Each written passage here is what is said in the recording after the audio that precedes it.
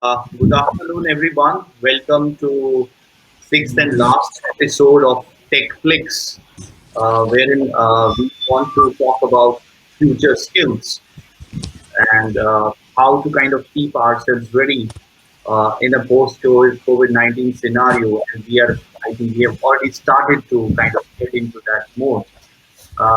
Again, I am fortunate enough on behalf of TechArt that we have a really good uh, panel of eminent speakers who come from diverse but very pertinent backgrounds around skilling. So I welcome you all. I'm Faisal Kausa from TechArt. Before I introduce my panel, just want to make some couple of announcements. First of all, I am thankful to Communications Today, who continue to be our media partner for this COVID-19 special series of Tech Fix episodes. Uh, Audiences, I welcome you of time, and I'm sure we will be having some great interaction. Uh, in case you want to ask any questions, my request would be we will be taking questions towards the end of the discussion. We have some time allocated for it. And to ask any kind of question, you have a raise hand icon on the right side of your panel. You just raise hand, and I'll bring you back live onto the panel so that you can ask the question directly to the panelists. In case of any technical issue, you please go to chat window. You have a tech support team; they will help you out. Uh, so that's some of the announcements I had to make before we start. So welcoming my esteemed panelists, I have Mr. Arvind Bali, who is CEO of Telecom Sector Skill Council. Mr. Bali is not just the CEO of TSSC, but he's a telecom industry veteran, I would say. I think since the time at least I have been trying to understand telecom world, I have been hearing his name. Uh, he has been wearing various hats before this. Welcome, Mr. Bali. Thank you. Thanks. I have Kashyap Dalal, who is co-founder and chief business officer of Simply Learning, which is a platform which offers various kinds of skills. Welcome, Kashyap. Thanks, Uh, Faisal. Good to be here. and I have Dr. Rishi Bhatnagar. I think whenever we hear of IoT in India, Dr. Rishi Bhatnagar is, of course, there. He is president Aris Communications, and he is chairman of several very important, I would say, committees and groups which are trying to put forward the agenda of IoT and other new technologies in the country. Welcome, Mr. Bhatnagar, Dr. Bhatnagar. Thank you. And lastly, we have Lakshmi Mitra. She is vice president and head center of excellence of Clover Academy, which is an initiative of Clover Infotech. She has a very, I would say, a very vast experience in the skilling domain. I think her presence here definitely adds to the panel discussion. Hi and welcome. Thank you, Faisal. Okay, so before I start, just a request to all the panelists: kindly put your microphone on mute when you're not speaking, so because this works very well in that way. So just to start with you, Mr. Bali, my first question would be, what do you see as an impact, overall impact of COVID-19? How are kind of skills getting realigned? How are people taking it? I'm seeing personally, one thing I'm seeing whenever I talk to anybody in the industry, what are you doing these days? They're saying we are training our employees. We are having lots of live training sessions, cross training and doing many things. So, what's your take on it, and what's your opinion on it? Yes. So first of all, I think as far as this COVID-19 is concerned, like it has brought a biggest change in our life. I think as far as telecom is concerned, we were moving in a direction, but with this, I think all those things which were happening has started happening much faster at a much faster pace. Uh, Telecom, I think, as compared to any other industry, is behaving very differently in this phase because most of the industries are today struggling. They say that okay, somehow we'll be able to bring the supply side, but bringing demand side will be a challenge. Whereas in telecom, this was the phase when we saw the biggest growth happening in all the fields which are related to telecom, be it entertainment, where OTT players are concerned, even, like WhatsApp traffic has gone up, online dealings have gone up, e-commerce has gone up, right? Even the need for security has gone up. Everything which was probably happening at some percentage growth is now on an exponential growth mode, and things are happening very fast. So, for telecom industry, I'll say that this change was visible. That change will happen, but this has only, you can say, just act as the biggest catalyst, and it has brought the change in within no time. People are getting used to it. Like we were hearing, in some industries work from home. IT was probably one of the industry where work from home culture was there, but there also they were doing it half-heartedly, and they were thinking that probably productivity is not good.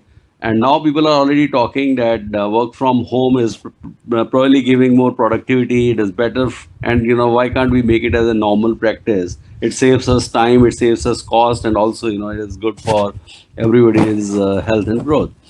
Now, coming to your point that related to skill, definitely, we are in the function of skill. So in our area also, we are finding that there are big change which is happening. Like there was a talk which was going on even before COVID, that if we want that we have to train youth, we have to educate youth in rural areas. I think creating training centers of highest quality in far-flung area becomes very difficult. Big towns it was still possible, but going to those places like mountain areas where population is very less, those areas it was a challenge. Now, online was the only solution, but it was taking time. Now, what has happened that this is a time when probably everybody is thinking on online training, what all we can do, how we can make it more immersive, how we can make it more useful and as good or maybe more cost effective as compared to classroom training. Now, this change is there. We are like talking to other CEOs of skill councils, and as we see, we discuss. I think everywhere the maximum effort is on online stuff. Now, the third point which you touched, that like all companies have spent time, and also they all wanted to train their manpower. So we also, as DSSC, spend a lot of our resources on skilling our people. We otherwise, we skill others, but this was a time when I utilized was skilling our people. There were people who were trained on those accounts, people who were trained on advanced Excel, some were trained on soft skills, some were trained on digital marketing. But yes, we had gone for a lot of courses. So it was, I think, overall nothing to complain. Even on personal life wise, also, this is the best period of our life, right? If as long as you are staying healthy and you are not seeing any kind of illness around you, I'll say that overall it has brought a big change. But so far, I'll say that nothing big to complain. I think we are getting used to this new normal. Great opening, Mr. Bali. And yes, I think everybody is trying to skill these days, and I think there's so some is out of choice, but I think something is also happening out of compulsion because everybody has that fear somewhere, that probably maybe I may become irrelevant after in this new normal. So I think that's out there. Now coming to you, Dr. Rishi. I wanted to understand, IoT like is one of the hot topics, favorite topics, has been there for many years. Now, in this new scenario, one, I want to understand what changes do you see from IoT perspective, and definitely in this new era, a lot of this remote connectivity and a lot of things will get connected, which means a lot of opportunities in IoT space. So what is your viewpoint on that, and probably how does the industry get ready for it in terms of skilling? So, Faisal, thank you for inviting me. You said I have been working on IoT from so long. Um, when the Internet of Things as a revolution started, the first industry that took place and started working on it were the automotive, so connected cars, then the travel and logistics, and then the utility, the energy meters, smart meters, and all. Okay. But the manufacturing and the healthcare were very far behind, and they were not ready to invest into these. Okay. COVID-19 impacted four different areas of any industry. The first is the manpower. Okay. So the manpower, people are not interested in going to the office. They want to stay safe and stay away from people. So imagine a factory where a lot of people enters, work together. People will not be interested in going. And I just want to share another example in the IT industry, which is a white collar job, everything. In Noida, which is a red zone, 33 to 50% people are allowed to go to the office. Offices have not opened. Okay, and many offices which got opened, only 10% of staff was allowed to come, and even for the 10%, people didn't turn up. Okay, that is the state of mind of people right now. That people, there is a safety concerns, there is a health concern, and we need to work on different kind of methods to ensure that our people will feel that they'll be healthy and safe when they come and work in the office. So there is a lot of number of solutions that will be required to handle that kind of mindset in the people. And that will relate to new kind of skills, new kind of people, new kind of technology required to ensure that the environment. So I'm not talking about just my home or an office. I'm talking about the large factory setups where thousands of people are working in different shifts. So the manpower or the skilled manpower will become scarcity, and the remote monitoring, remote controls, remote tracking will be required. That will have an advantage that a person sitting in Japan can manage a factory or a machine working in Nimrana, which is one of the Japanese corridor, okay, or in Germany or anywhere. So you will be able to utilize the remote expertise to come and work, and there will be no need for large majority of people to come. That will start happening where the machines will get, IoTized is a new word I'm finding now, but remotely monitored. Okay, so you have data, you have control, you can manage things from remote locations, and that is the impact on the second M, which is the machine for any kind of industry. In the IT industry, our machines are already on cloud, and we can always do it from remote locations. So there was no concern. We all could have managed, and more than 100% of the people were working from home, and there were very less impact in our industry. Okay, so the machines needs to become automatic, remotely managed, remotely controlled. So the all manufacturing and the skill required to create those machines will be there. But Faisal, I really like to share this particular knowledge that huge amount of investment has already happened in the legacy infrastructure. Okay, so if a paper mill is running from last 100 years and the infrastructure is still working, the owner will not be interested in replacing the whole machine just for the sake of that somebody from remote location can control it. That means there is a need for people to to create some extra hardware machines which can make a legacy infrastructure intelligent. Okay, so there is a lot of noise, Faisal. If somebody can mute, then it will be better. So the second thing is on the machine part. So a lot of skill set required for new machines to be remotely managed. Old machine can be made intelligent. Okay. The third part is the methods. Okay. So all the business process, all the people process, all the operational process needs to be digitalized. Okay. And there will be a need for skills. The thing is, right now, the data analyst, how to analyze the data, that kind of skill requirement is becoming much higher. Okay. I also like to, re-go to the manpower point because I missed one point. Because people will be working from remote locations, then the decision making will have to be independent. I need to take a decision on my own from the data or from the information which I'm getting.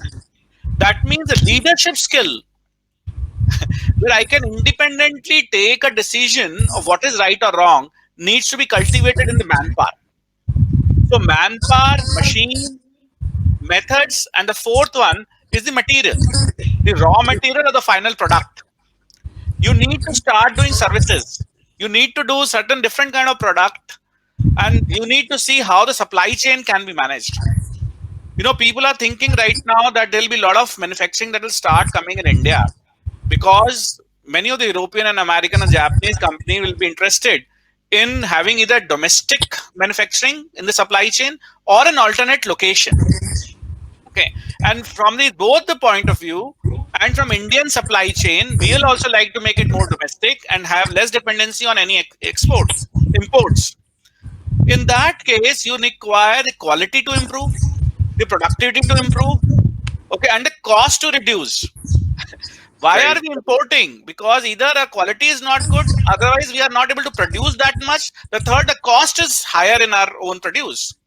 So we need to work on all three of them, and there will be skills required to ensure that we are able to produce more, produce quality. So there will be a lot of people who will be required to ensure the quality, which is the most important. The zero defect product is the future.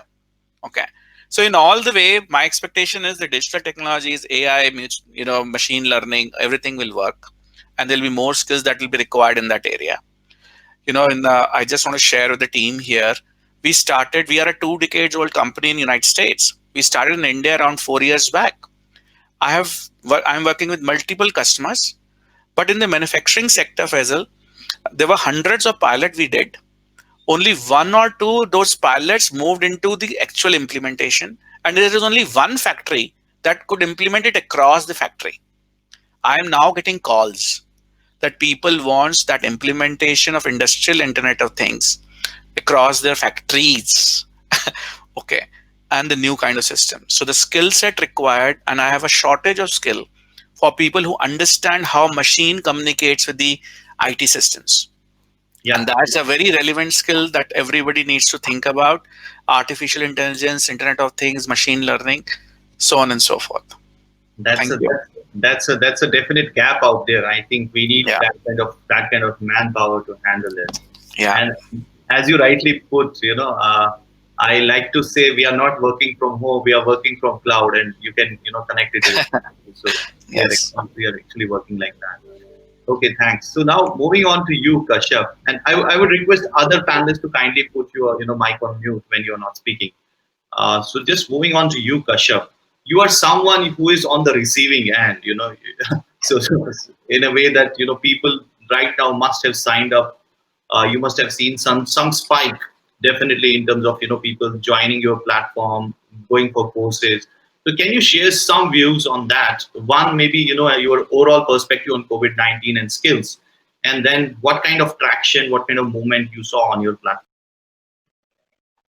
Sure, Faisal. So, Faisal, I'll give a perspective on this from two sides, right? One is what is driving the demand for upskilling and how are professionals thinking about it, and what is the view from the job side, that what kind of jobs and what kind of trends are we going to see in the near term. And the second is more from the edtech industry side itself, and basically from the kind of options available, how is the market changing, what are the trends, and so on, right?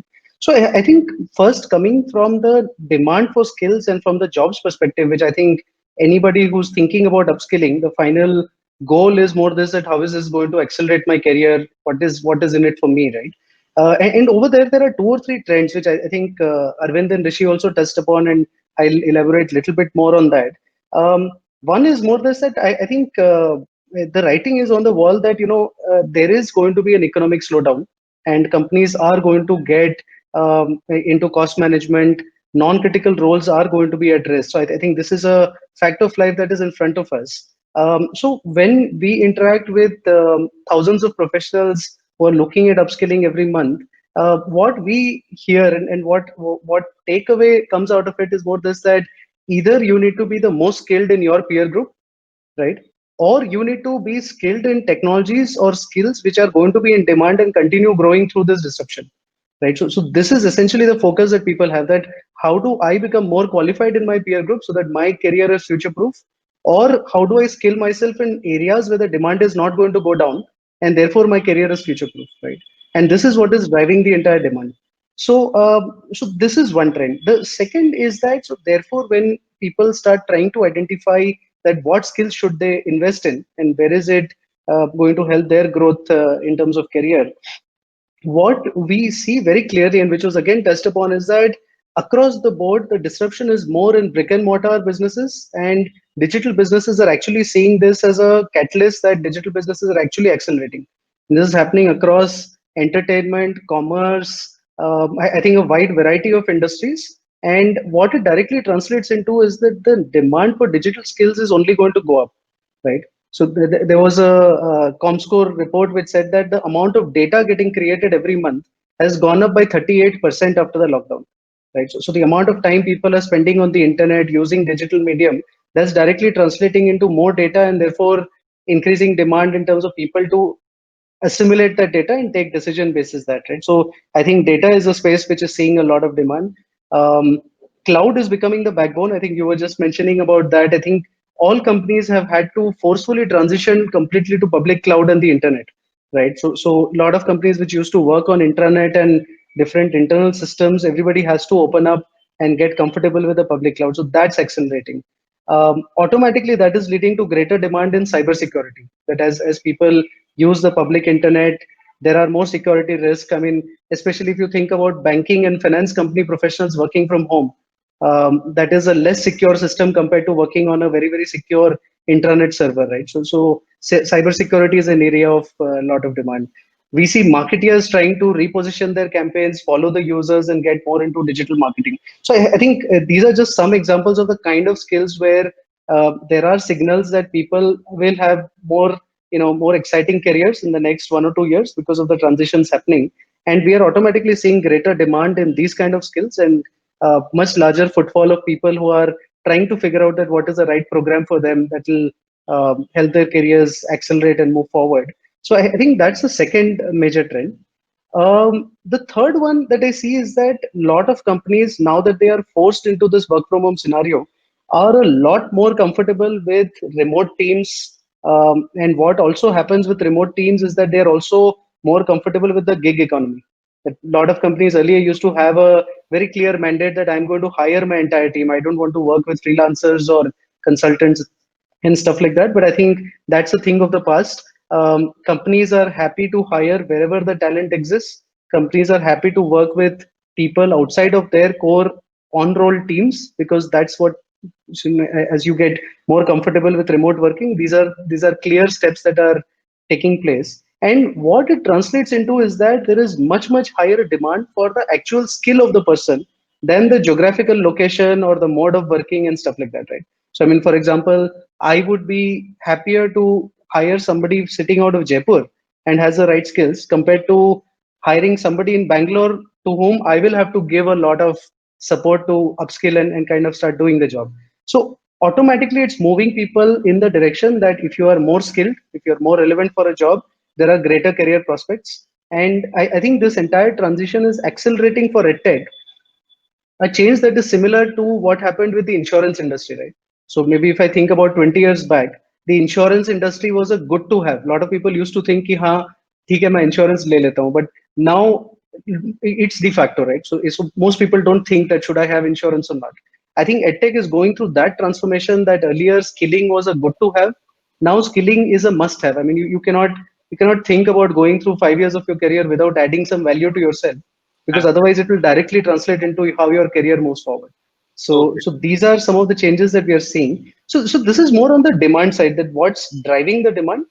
I think on the supply side, the online offline equation that used to be there on the edtech side, it's very clear now that online is the only way that's going to scale, right? That with the kind of the virus and the risk of contagion and all of that, I see it extremely unlikely for normal classroom programs to continue.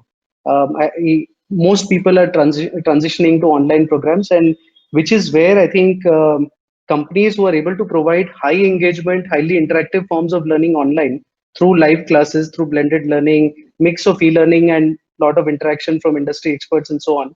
I think that is where we are finding a sweet spot, and Simplilearn is definitely seeing some very positive traction because of this unfortunate event. But I think there are some sectors which are seeing growth, and we are trying our best to support enterprises as well as individual professionals who want to make the most of it and get skilled and future proof their teams as well as their careers. So I have high level thoughts. I mean, that's some of the stuff that I'm seeing happening. Great, great, great. I think you took to us a very good connecting point, which, obviously I would want Lakshmi to start with. Uh, obviously, Lakshmi, a couple of things which I would want to know from you. One, of course, what is your overall view about this COVID-19 and the skilling? Second, skilling essentially in tech domain.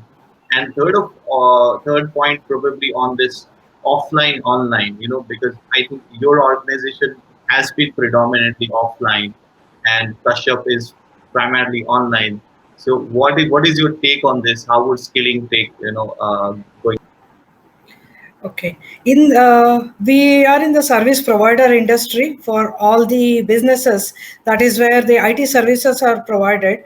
As my fellow panelists already mentioned, yes, IT industry was better equipped to go and work from home. Though in our country, acceptance of work from home was not so good earlier. But now there is no choice, and people are realizing that yes, it can be done. And coming to the training, yes, the new technologies like the cloud, data, and artificial intelligence, cybersecurity, robotics, automation, these are all the things that are going to drive all the businesses right now. It had already started. I think it has just got accelerated because of this unfortunate situation that all of us are in. So people have to be prepared for that. But just knowing the tool or the technology is not sufficient. What I think people have to develop is the problem solving skills. That is something that people have to develop, because just by knowing a tool, you can't solve a business problem. Like a banking issue, okay, they have a traditional ways of doing things. You want to change it, you want to make it into the digital way. What is the problem and how we are going to sort it out and make it the best customer experience?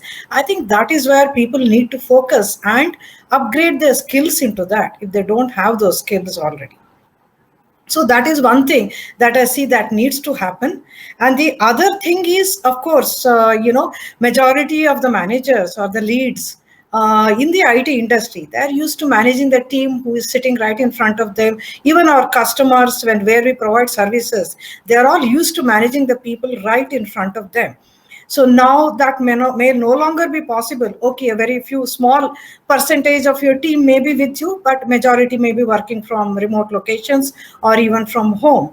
So that is the kind of leadership skills, how to manage teams remotely and how to motivate the teams when they are sitting at home or in remote locations and working, and not really face-to-face interaction is happening on a daily basis. So these are the leadership skills that people have to develop as managers of teams.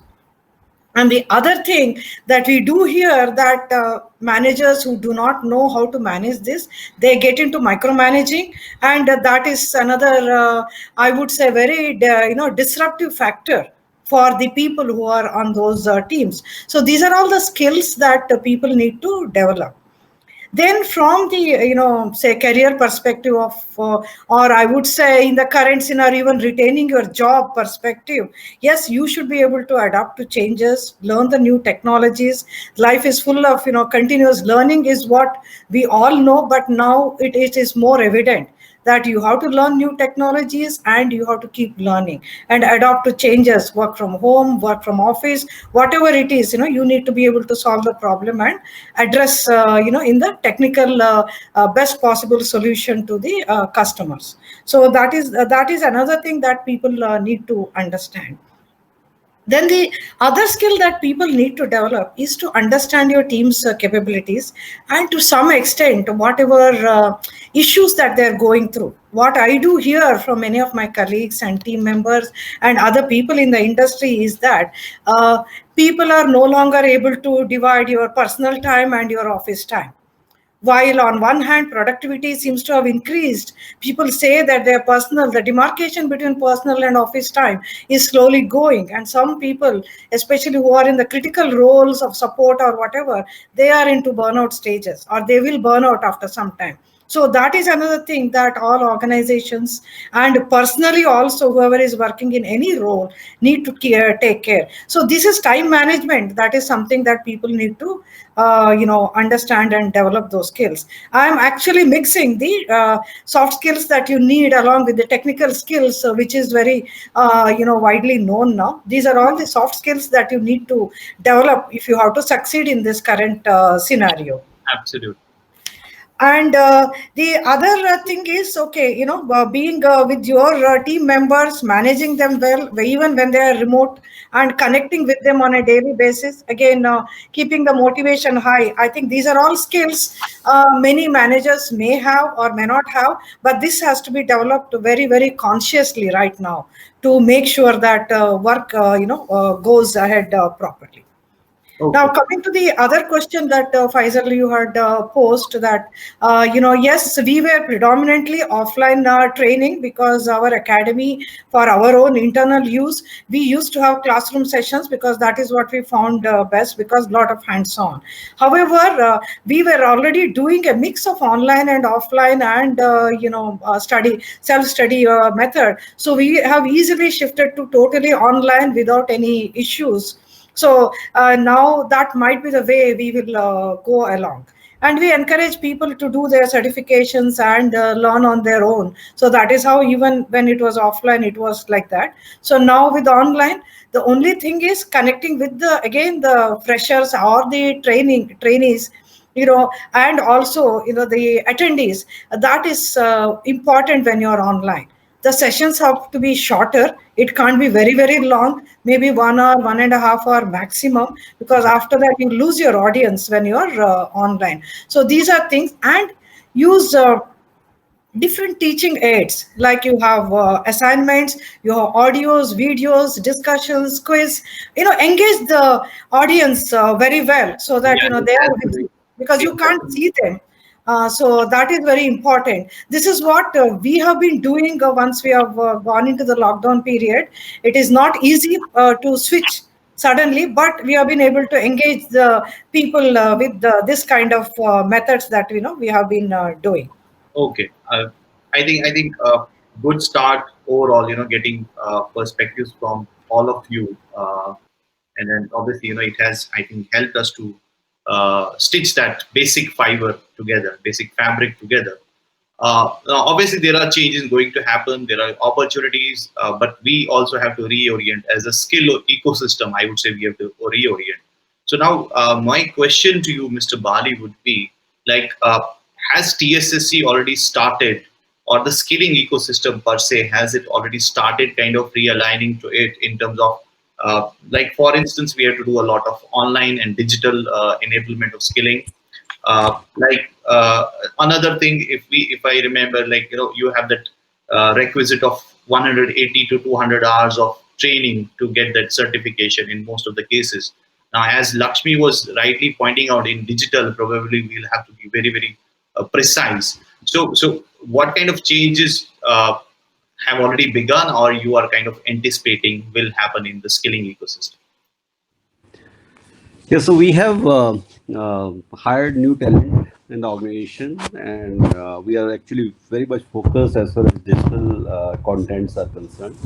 We are ultimately going to have our own complete server and our own department, which will be not only talking about or discussing about total assessment issues, but also, first is learning issues also.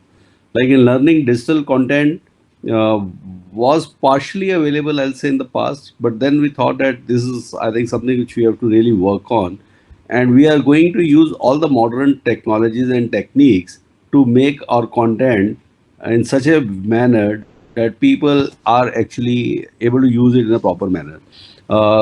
Just for example, there are a lot of places, a lot of our training partners, they are not able to invest into the right kind of equipments, mainly because it costs a lot of money, and for such a small batch they cannot have such expensive. Just for example, a tower, a tower costs almost 50 lakhs. You cannot just create a tower just because you have to skill people. And also taking students to the towers is also not feasible, because this is a technology where you don't want any external people coming. It is a service which has to go all the time without any breakdown, etc. You cannot afford to take people over there. Now all those kind of skilling or training what you have to provide can be best done through digital tools. And digital also, if it is more of immersive nature, where people can really go deep into it and really touch and feel, and also can understand and also ask queries, questions. It'll be very different, right? Uh, in our younger age, we had learned it. It was part of our curriculum also. They used to say that, if you hear something, right, your attention is very limited. Read it, it is much more. And when you write it, right, it is much, much better. Your mind retains it much better. Now, reading a book, if it is taking say 10 hours, the same thing in a visual, audio visual, you can probably understand in 10 minutes. You see a lot of time, instead of reading the manual today, if we are even struggling with any device at your place, instead of struggling to find that manual and read it, better is just to see a 2 minute YouTube video and like crack that. So it is a very effective tool in my opinion. So audiovisual, digital, complete learning. So as a TSSC, we are spending a lot of money on it, and we started with making an independent team on that area. We have got around 46 QPs which are existing, but we are adding another 32 QPs in advanced technologies. And those new QPs will not be just to meet the requirement of training, you can say school dropouts or college dropouts. It will also be used for industry where like all people who are already working, they have to be rescaled, they have to be taught new things, or they have to given exposure of the new areas that we'll be doing. Like for example, if you have to provide skilling on AR VR, right? Now that is a very very different ball game. Now, providing that education, skilling, training is very, very different. Similarly, when we are talking about robotics, or if we are talking about artificial intelligence, or most important is, a lab of cyber security sometimes can cost almost 2 crore. Right now, instead of spending that kind of money in creating a lab provides cyber security, coaching and training to the people, if you are able to create 90% or 95% of the content on digital coaching or training, I think it serves most of the purpose. And rest of the work people can do on job, and then they can learn much faster. So as a TSSC, and also I know about other skill councils also, I think there's a lot of work happening on digital side, and you'll find a very big change. And not only, like we are talking about skilling, but even in education, Ministry of HRD, they are also working how they can take online coaching, online teaching through digital media to people in the youth. I'll just give you an example. 2 years back, I was in Mobile World Congress Shanghai. I went there, and that time in China, most of the company when they were displaying 5G, like a lot of people talk about 5G related to artificial intelligence, but they were using 5G technology basically for educating or teaching and skilling people in remote areas. They want to take 5G to those areas, and they feel that if they're able to create virtual classrooms, I think it will be very effective to reach to all that 150 crore population what they have in their country. Okay, great. I will now like to come to Dr. Rishi. I think we get all fascinated with this IoT. So, two things definitely I would want to understand. One, can we definitely give some skills? Can we define some skills which will be very much in demand when we talk of IoT specifically? What could students or people who are looking for jobs or bettering their career progression look Yeah. for? And second, like there are many things probably where the virtualization of skilling and other things might not work in IoT space. Is that the scenario, or everything can be effectively virtualized? I'm not sure if everything can be virtualized, so I'm not expecting that everything can be virtualized. So, Faisal, if you think about jobs or new kind of the demand that will come, I give you one example, and then we can start thinking. I went to a municipal commissioner and trying to sell a smart city solution. Okay. When I was talking to him about smart city solution, he understood the presentation. He is a much senior, intelligent person. He said, my problem is mosquitoes in my cities. And there are so many dengue and chikungunya cases happening. Can your these devices help me in telling me where should I put the medicine? Because I have very limited resources. So his problem was not street lights. His problem was not, many other things uh, which is, we like to have or we want to have. His biggest problem was that where with the limited kind of resources he's having, where can he put his resources to kill the mosquitoes to avoid more cases of dengue and chikungunya in his city. Okay. So sometimes people do not realize that the actual problem for which the solution is required is very different from what you are trying to do. Okay. So when you what is required then? We wanted to I got into a discussion with the group of students who are doing research to create a device which can create and tell you the density of mosquitoes in a particular area.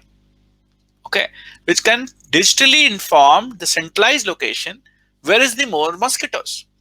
Okay, so the one of the IITs, which I don't want to name, worked on it, and the students could develop a sensor in 10 days, and within a month I could demonstrate a demo to that commissioner that see this is how I can get you.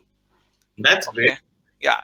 So the first kind of skill required is to find what are the real problems which we want to solve, and that is not a technical requirement. The second one is how will you be able to create those sensors?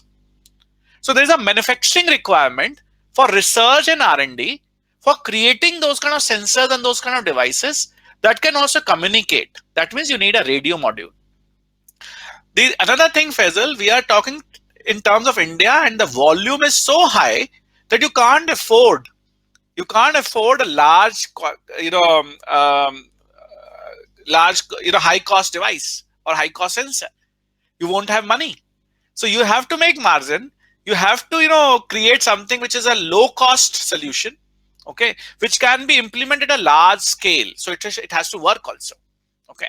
So then this is the second part. So hardware manufacturing with very specific solution orientation in mind at a cost which India can afford is one of the requirements that the whole engineering institution, not I'm talking about the IT engineering and IT software, but people who are really do manufacturing in electronics and electrical and mechanical space, people will be required with that kind of skill which can resolve the real-time problems. Okay. And then you need to see how that data that is getting collected will be in a position to help you in taking the correct decision, what we call as data analyst or artificial intelligence, so on and so forth. But we need to find the real problem. The real problem of the commissioner was how will he be able to resolve the mosquito and chikungunya and dengue problem? We always think about a connected car giving me signals. Okay, that's not true. We are right now selling tractor as a service to farmers. Right. And we are trying to see how much can I charge to a farmer and how a same tractor can be utilized by multiple farmers in a month. And how can you extract? So I need connectivity. I can see how much acreage can be calculated. So identification of a problem is the first skill that is required. The identification of a low cost solution in terms of hardware, sensor, connectivity. And because people think that 4G, 2G, 5G is the only solution, but there are so many multiple technologies which are available now, which can result in a very low cost solution in an IoT space. You might not require even 2G. You can work with Sigfox, LoRa, many other different kind of technology required. That means you need a skill to connect hardware to a software, which is not a skill available in the market right now. And going forward, all industries will require such kind of skills. So if I interpret you correctly, I think what is more required is the skills definitely have to be varied skills there, but fundamentally we have to be very much strong in our understanding and comprehension and application of skills. Great. I'll come to you, Kashyap. and try to understand again from you, like, you know, there are new things probably emerging. Like a lot of people are, right now probably undergoing hobbies, for instance. Many people have opted for hobbies online. Probably solopreneurship is something which is going to kick off after COVID-19. So, are you, as somebody supplier of these skill sets and all that, are you already working something on that, or do you all, first of all, do you agree that something like this will happen, and if it is happening, so how are you kind of building up? So, Fazil, one is more that the kind of skilling needs that emerge. I think this is a very fast changing space. So already, I mean, if I think about the journey of Simplilearn, right? So I mean, over the last 5 to 7 years, we have actually seen, and given that the business is global, right? So India is roughly 40% of our revenue. The rest is US and Europe and other markets. I think the world over, there is a cycle of change that basically the skills that you would see in demand in 2013, 2017 would be very different, and 2020 is totally different.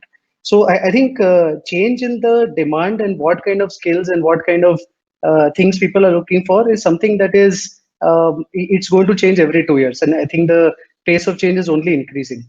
Our focus is more twofold. That one is more this, that how are you on the cutting edge of identifying that what are the skills most critical for the next year to 2 years, and you are constantly adapting and kind of having the right programs.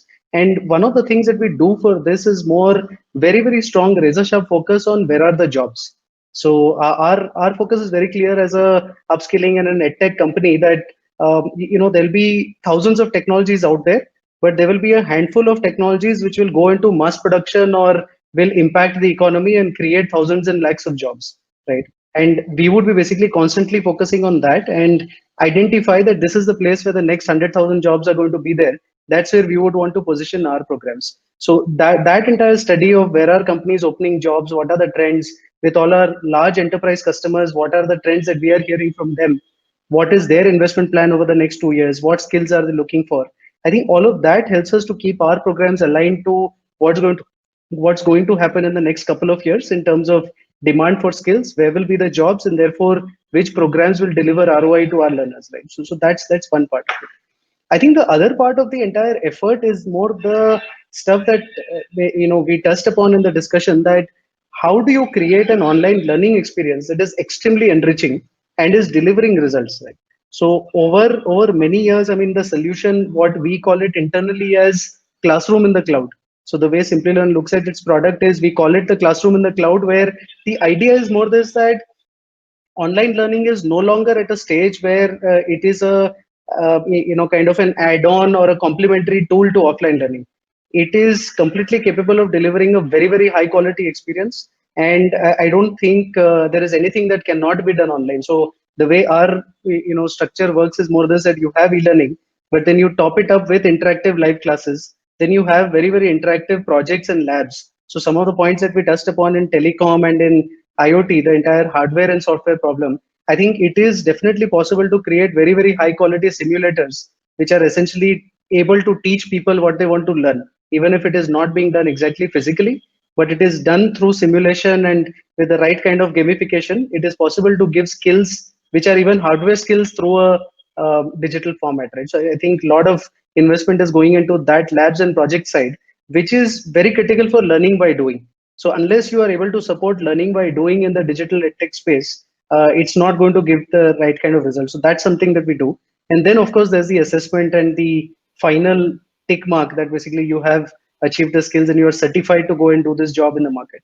So I think these are the two fronts. That one, how do you constantly align to what is going to be the demand in the market for next couple of years? And second, how do you take digital education and edtech to a level where you are able to give an experience that delivers outcomes, right? And this is not easy, because I mean I think it takes years of investment in terms of tweaking the product, optimizing it, figuring out that what is the batch size, how do you create engagement, how do you make sure that people are meeting those outcomes. And I think which is where I see more this, that in the training and upskilling space, the future for the next couple of years is more through partnerships. I think there are a lot of universities and offline training institutions who are looking at partnering with companies like Simplilearn or other edtech companies to accelerate their entire change. Because I think anybody who starts trying to do this today, it will take a couple of years to optimize the solution. It requires a lot of optimization, right? So there are technologies and players available in the market. Strong partnerships with larger, players, and figuring out that how do you sync it with future demand of skills. This is some of the stuff that can really address the problem that the industry is facing. Yeah, thanks. And I think, the panel out here definitely, synchronizes very much in terms of collaboration. I think there's a collaboration case just in the panel only, not to talk of, beyond and all that. So yes, I completely agree. But now coming to Lakshmi, I have a different take here now. Uh, you know, uh, where do we then kind of fit in this, personal touch, classroom feel and all that, essentially on skill side. So how do we bridge that gap? Yes, everything cannot be, brought online. And second, you briefly touched initially as well, but I want to understand more on the soft skills and some of the attitudinal changes that would be required. For instance, unfortunately, that micromanagement is a case which happens, and I think employees also at times like to be micromanaged by their managers. Now, in this remote scenario, it's not happening. So, what kind of attitudinal changes would you prescribe as a skill expert? Uh, yeah, for the managers, there is this leadership training is has always been part of their let's say soft skill training or their leadership building. But now these new dimensions as to how to manage remote teams and how to actually manage based on outcome based or deliverable based management rather than managing their time, that those are the things that needs to be people need to be trained and then coached how to do it. I mean, for managers or leaders, it may not be a full like what we call as classroom training. It's more of mentoring and coaching how they need to work in this new scenario, so that there are two ways aspects of it. One is that yes, you should not be micromanaging. However, from your team also, it is not that everybody uses their time effectively. So you need to make sure that people are delivering what they're supposed to be delivering. I think that is the learning that managers need to get into, get trained on or imbibe into them. So this is a one soft skill aspect that organizations will have to focus for their leadership team and for their upcoming the future potential leaders. So that needs to be there. Then the other thing is, at least what I have seen is that especially very junior employees here, they also don't know what is work from home, that it is as though you are in an office. So I have coached, telling them that look, there is office timings, you need to demarcate that time, you need to have some space. Even in a small house, you need to have some place where you call as your office, go sit there and start doing the work, so you get into that mental frame. So this is another coaching, especially for the juniors or people who are fresh getting into the workforce. For them, if they have to work from home, you need to teach them what it means. It's not like you work when you feel like it. It's not like that. There is office timings, you need to manage your time management is another thing that we used to teach what is it to manage your time in the office and all that, but now we need to teach them in a much broader sense how to manage time, how to actually make best use and be productive. Then there are organizations that I've heard that especially in the support type of scenarios, there are productivity measurement tools which also people are thinking of using. Put that productivity measurement tool, or the the tool that measures how much a person is spending time on the machine on a particular application or something. So these are other things that people are getting into. I don't know whether in the long run, measuring like that, monitoring a person remotely, using tools, will that work or not? I think I would personally feel that outcome-based management is what people need to learn and people need to be coached upon. Then the other soft skills, when you are in the office, your way of talking, presenting what you have done may or may not matter that much. But when you are working in a remote team, making your points, your thoughts, and the way you want to present what you have done, or discussions, it becomes more important. So that aspect of soft skills also, people have to focus. I would say that it has to start from the college level itself. Otherwise, when people come out, we have seen the freshers, they are not really capable of presenting their thoughts. Many of them have never spoken in front of 2 3 people also. So that has to start early, though we can take as part of our mentoring and coaching within the organization, along with the technical skills, we also focus on this. We want to make them professional, so that is what we have to look at.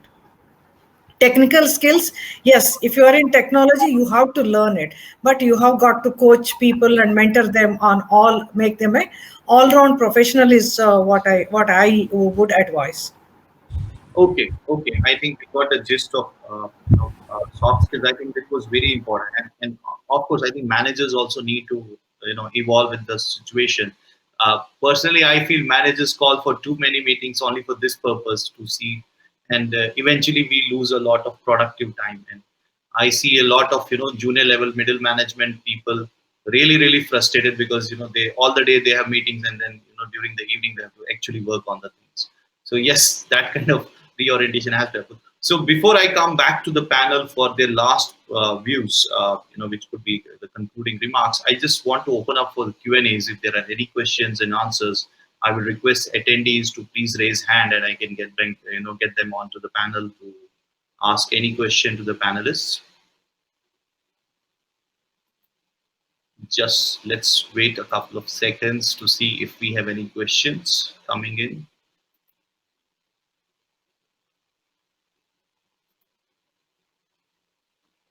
Okay.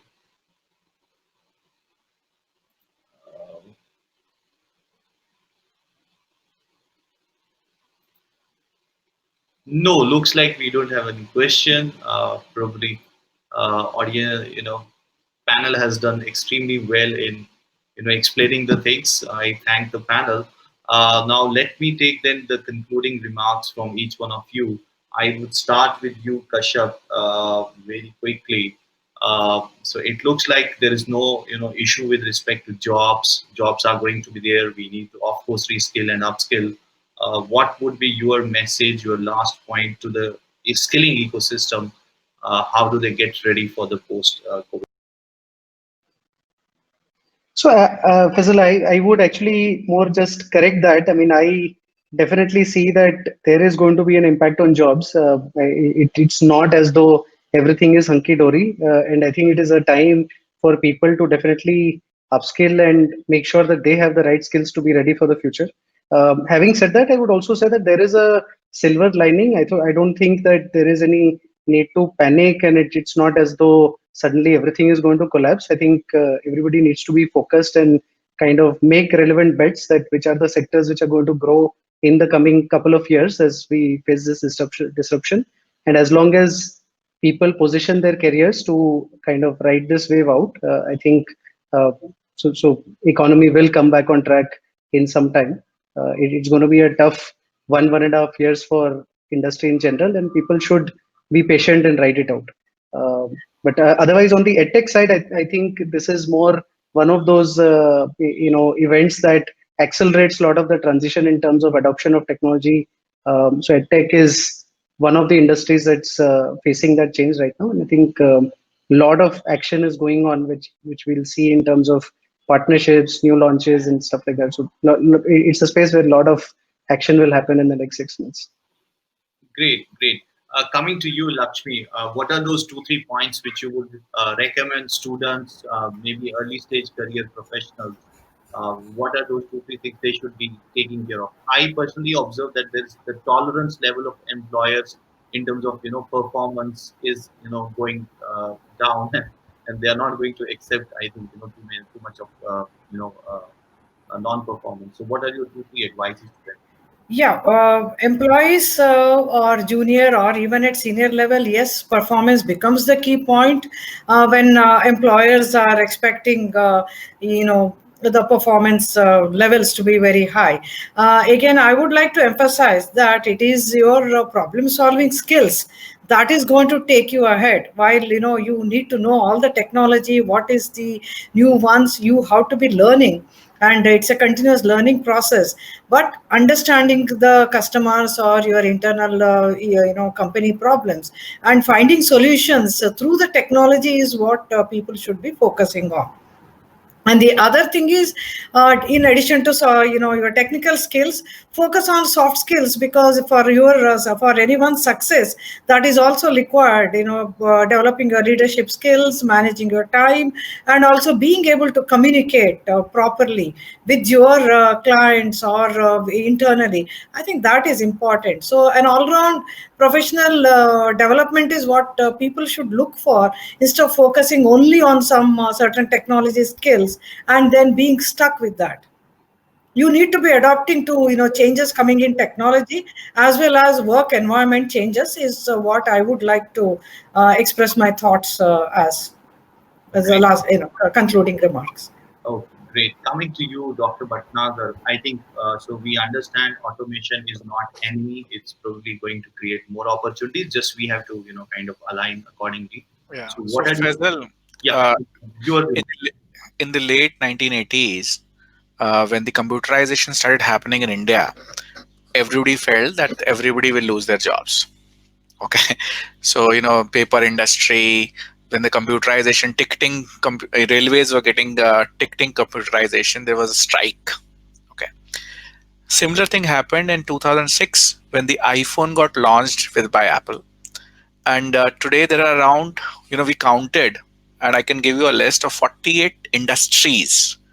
The camera, the film, the color got vanished because of that invention called iPhone touch phones. Okay, many people lost their job, and we all have so many examples of Kotak and Nokia phones, and so many which we all keep on hearing as case studies. There's a similar time. There'll be an impact, but there'll be huge amount of different kind of jobs that will be available for everybody. Okay, that's an example. From the history we can see it. What my one statement is, while you have to prepare yourself to skill yourself, you have to prepare yourself to unskill yourself and to reskill yourself in a much faster manner than what you have been able to do right till date. And this reskill and unskill, because unskilling is also very difficult, you know and Lakshmi ji is sitting here with me. She will be able to confirm that much more from the person perspective.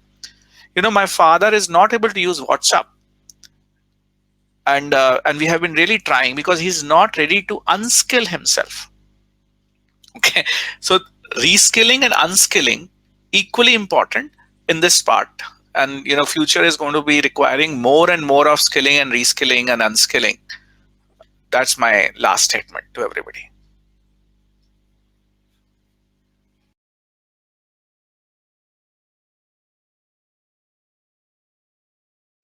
You are on mute, Faisal. I'm on mute. Okay, sorry, I was on mute. Okay. Last question to you, Mr. Bali. What is your message for job seekers, job givers, enablers, in everybody in the entire skills ecosystem? How do they kind of come up to the, scenario, and how are you ready to support them? Right. I think first of all, we heard some really very nice comments from Dr. Rishi, Kashyap, as well as Lakshmi. I think some very new points, good points, which I myself learned, and definitely will be in touch with them. A lot of things we can do together in scaling ecosystem. Uh, yes, as Dr. Rishi mentioned, when computers came, people thought that so many jobs will be lost. There are multiple examples. Actually, jobs are not lost. Jobs comes in a different avatar, right? Like if supposing if mom and pop shops are closing or reducing, or it is not getting that kind of growth, that means some boys which were like picking up stuff or packing stuff for you in those shops, it is not that they go without job. They move from there to delivery boys. They come to logistic companies. right? Same way, when factories convert from say manual work to robotics, yes, you don't need so many manual hand, but at the same time you need a lot of people to manage those robots. You need people who can rectify them, maintain them. So only work is changing. And this is a era, this is a time, like I've been in job for last 37 years. If I see every decade, probably this decade has seen the fastest change happening around us. The first 82 to 92, that was a time when I was working. Technologies were changing but very very slow, right? But today technologies are changing very fast, things are happening so much around us. I feel I'm very very fortunate because all this time I've been in those sectors where maximum change was happening, where the development was happening. And I believe that learning all the new techniques, that is something which is not an optional anymore. As Dr. Rishi was saying that like his father is not able to learn WhatsApp, I also had the same challenge. My father, yes, my father was very quick to learn, he does it, but my mother was feeling left behind. Like she thought that she's not able to enjoy all the chat and all the photo share what we are doing. So she also wanted a advanced phone, and she wanted WhatsApp, and now she's using that because there's no way you can live it. Or for example, if time comes when if you have to enter a railway station or a airport, you need to have some kind of a digital device to enter into it. You have to have that device, otherwise you're not able to do it. So all that is something which you have to learn. So in my opinion, I think there are great opportunities coming around. Youth have to understand where the change is going, and they have to actually quickly learn those things. Now, on one hand, yes, change is happening very fast, but also techniques to learn new things is also becoming much easier today. It was not so easy. Like for example, in 80s, if you wanted to know what is happening around the world, the only media was books, and books will come to India maybe after a few years. Whereas today, what is happening anywhere in the world, a boy who is sitting in a village in Odisha can also know what is happening in America within no time. Only thing what he needs is connectivity. So in my opinion, yes, people have to learn skills of future. They should know where the future is going. They should really adopt to that. And those who will be able to adopt will definitely be doing better than those who will stay with their change. As many people give an example of cockroach. Cockroach has survived probably the longest because they adopt to the change, right? Same way, like in job line also, people who learn new techniques quickly and faster, they have a better career. That's my belief.